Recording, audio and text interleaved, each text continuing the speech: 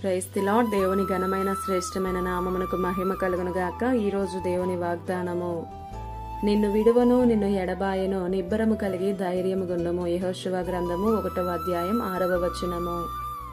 ఈ ఉదయకాల సమయంలో గనుడైనటువంటి దేవుడే మనందరితో మాట్లాడుతున్నాడు. నేనున్నాను అని, నిన్ను విడువను ఎడబాయను నిబ్బరము కలిగి ధైర్యంగా ఉండు అని. అవును, ప్రతి ఒక్కరి జీవితంలో క్లిష్టమైన పరిస్థితులు ఉంటాయి.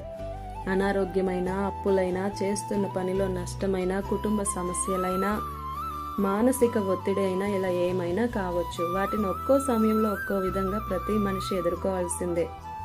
ఇలాంటి పరిస్థితుల్లో ఉన్నప్పుడు చాలామంది ఒంటరితనాన్ని అనుభవిస్తారు, నిరుత్సాహపడుతూ ఉంటారు, ఎంతగానో కృంగిపోతారు. ఈ సమయంలో ఏ మనిషి అయినా కోరుకునేది ధైర్యం, భరోసా మాత్రమే.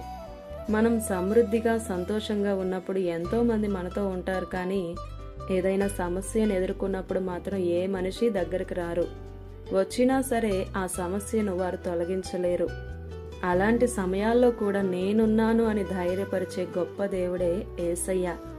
అందుకేనేమో ఆయన దేవుడిగా మాత్రమే కాకుండా నేను తండ్రిగా, అన్నగా, స్నేహితునిగా, ఇలా ఈ లోకంలో ఎన్ని బంధాలైతే ఉన్నాయో అన్ని రకాలుగా కూడా తోడుగా ఉంటానని చెప్తున్నాడు. కాబట్టి వాగ్దానం వింటున్న ప్రియ స్నేహితులారా, దేవుని మాటను బట్టి ప్రతి పరిస్థితుల్లోనూ ధైర్యంగా ఉందాం. ఎల్లప్పుడూ ఆయనను స్తుతిద్దాం. ఆయన నిన్ను విడువడు, ఎడబాయడు. ఆమేన్. ఇది నా వాగ్దానం మనందరి జీవితాల్లో నెరవేరాలని కోరుతూ, దేవుని సువార్త పరిచర్యలో మీ సహోదరి Prasanna. God bless you. Amen.